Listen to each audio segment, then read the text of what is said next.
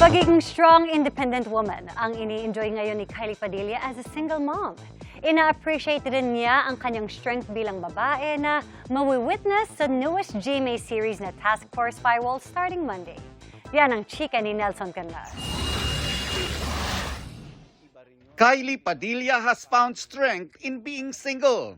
Sa pag-upo ng kapuso star sa GMA News interviews, kasama ang co-stars niya sa newest action drama series sa GMA Prime na Task Force Firewall.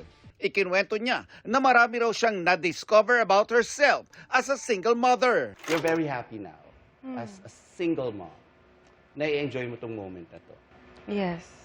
Siguro I think I finally, kasi for a long time, feeling ko ang tagal ko nag-move on and I feel like naghahanap ako ng approval or validation sa ibang tao. Lalo na sa taong minamahal ko or the person I'm in a relationship with. And now, lalo na after nitong mga few weeks of pagod, parang I soaked into myself na ang galing ko pala. Mas na-appreciate daw niya ang kanyang strength as a woman ngayon. Naging emosyonal pa nga si Kylie sa isang punto nang i-share kung paano niya nagagamit ito para maka-inspire ng ibang kababaihan na malapit sa kanya. Last taping lang, we were talking about our growth as individuals, spiritually. And then they shared lang, parang shinare lang nila that they look up to me. And minsan nakakalimutan ko that I have that impact on young women. And tinignan ko yung sarili ko sa salamin, like, oo nga no, I'm doing really good. I'm a single mom, I'm working really hard. So parang tinake ko na yung chance to pat myself on the back and say, hindi ko kailangan ng relasyon to be happy. I'm whole on my own.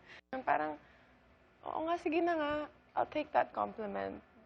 And absorb it with all my heart. Kasi I think I deserve naman to clap for myself. Yes! We're gonna clap for you! 33 na ako, parang ngayon ko lang na appreciate and finally, okay, yes, I'm doing a great job and I'm happy.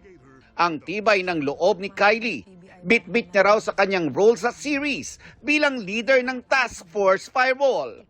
Ako si Isa Cervantes. Ako ang leader ng grupo na Firewall. So, Parang I talaga, can sense some women empowerment siya. Yes! Kasi diba, pag sinabi mong leader, di ba, parating always yeah, leader. tsaka she's maneuvering in a very masculine environment. Kasi police, di ba? It's a very masculine environment. So, ako nag-i-enjoy ako doon because it's a way to show dadami kong roles na ganito na it's a way to show na kaya din naman ng babae. Iba lang kami, iba lang ang paraan namin to show how strong we are.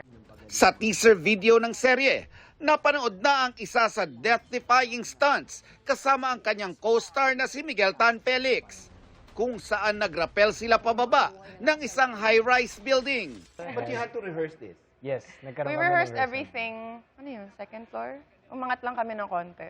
Nakakalok. How to flip, yung upside down, Would you how to I would. tamang form ng everything After muna. I also suggested na we rehearse everything on a lower floor para pag nandun na kami at nakaramdam ka na ng kaba, alam pa rin, like technically, memorize na ng kamay mo kung anong gagawin. Kasi mahirap yung mataranta. Harness work, I've been doing that since I was a kid. That's harness work. Pero yung rappelling, iba kasi yung technical nun eh. Yung lock, kasi pag binitawan mo yung lock, laglag ka. Although may safety rope naman kami. Sa mga susunod na araw, mapapanood na ang mas malalim pang kwentuhan sa pagpapatuloy ng GMA News interviews kasama sina Miguel Tan Felix, Kailin Alcantara at Cheska Fausto. Hindi ko yun in-expect. Kumbaga, I risked it all. Just to... Abangan yan dito lang sa 24 oras. Nelson Canlas updated sa Showbiz Happenings. And that's my chika this Thursday night. Ako po si Iya Arellano. Miss Mel, Miss Vicky Emil. Salamat sa iyo, Iya. Thanks, Iya.